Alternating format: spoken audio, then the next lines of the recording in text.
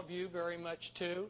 It's very encouraging to me to see so many Americans coming out who love their country and love the truth. We have a lot of good information, and this next part of the talk is going to be some of the most difficult information. Now, our prominent bloodlines of the mystery religions, they keep their power and wealth by dynastic intermarriage. They maintain as low of a profile as possible, and they use fronts for legitimacy. Here's some of the information on the Collins. The Rothschild family, for instance, have their own secret genealogies which go clear back to Nimrod.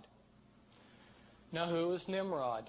Nimrod was a great warrior, and remember we talked about the power of Gnostic religions, and he realized as a warrior that he could take the power of the state and combine it with the power of Gnostic religion. And you see an example of that Babylonian system during the Middle Ages, where the Catholic Church was married to the state.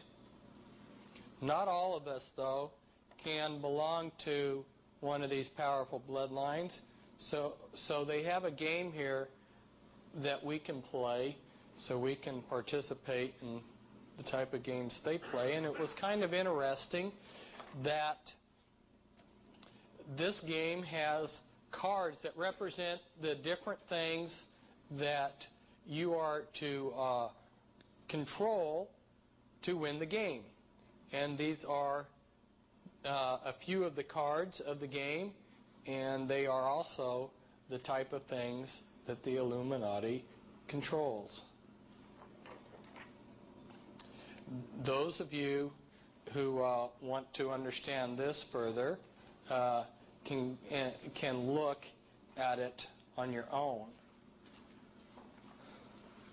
Now, the United States military has a lot of handbooks. This is a handbook for chaplains. It explains those religious groups that are recognized by the United States military. And in this book are a number of witchcraft organizations, including the Church of Satan. And in this handbook, it explains that within witchcraft there are 3 degrees, which is correct. If we look at this diagram, we'll see the basic structure of the secret Illuminati. Back in 1776, they structured the Illuminati with 13 positions. But around the time of the American Civil War, they restructured it somewhat so that what they created was this first level, your anarchy level here, and then a hierarchy level, and then your special committees and councils. This is very similar to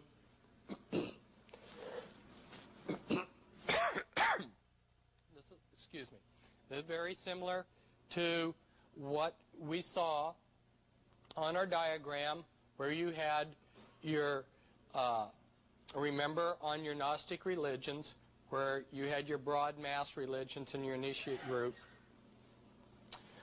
On the anarchy level, you'll find thousands of different witchcraft groups that each have their own rituals and their own beliefs, and they look disassociated and unorganized and unrelated.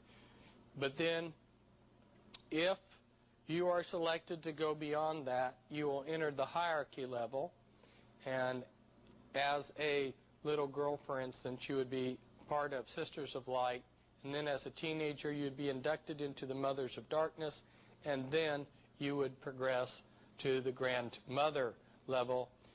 And they have many special committees and councils. For instance, your Council of 3, 5, 7, 11, 13, your Grand Druid Council, your Committee of 300, your Committee of 500.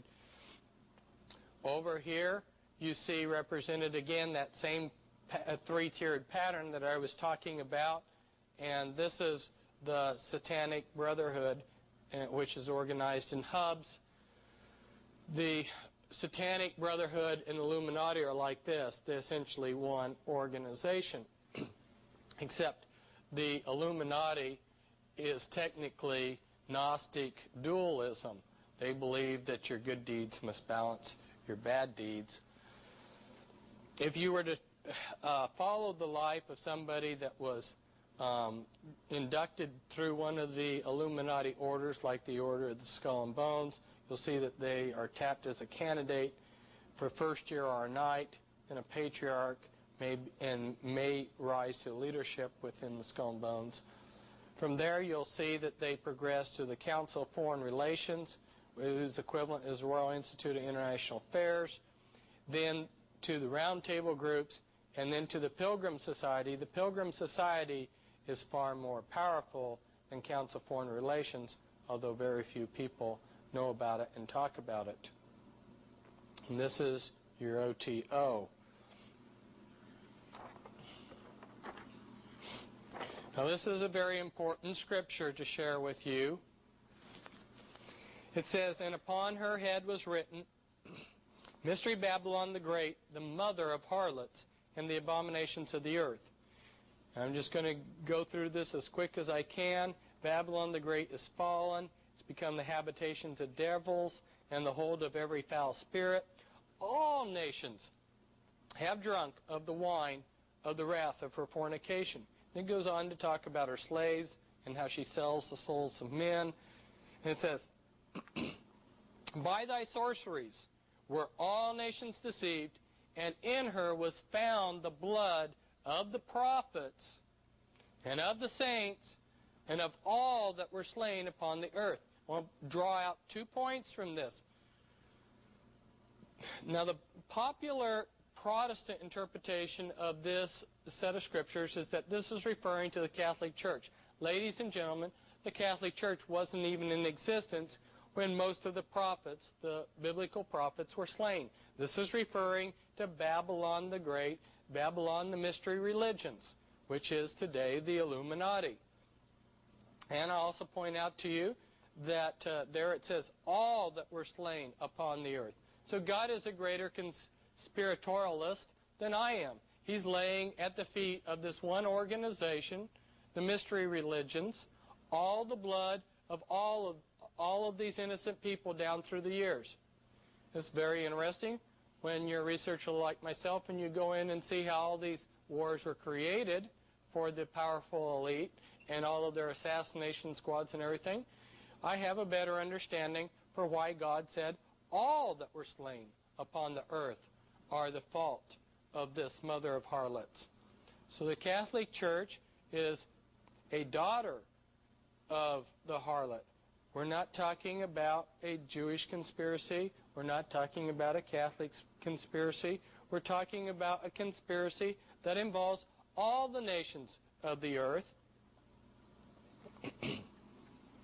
And in the Scottish Rites Journal of this year, they talk about the double eagle. Now, this is a logo that comes from Babylon, and many countries around the world have adopted it. And these are a few of the countries over here that have adopted it.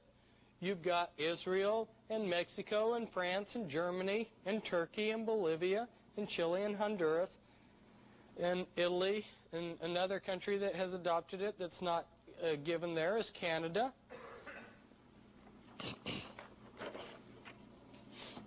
And this real quickly, I'm going to go through the next a few pieces of documentation very quickly. Try to hold it here for just a few seconds so that they can zero in on it. But it's telling us, comes from the Talmud, that the Talmud comes from Babylon. And this, from the Jewish Encyclopedia, is telling us how the Pharisees learned their beliefs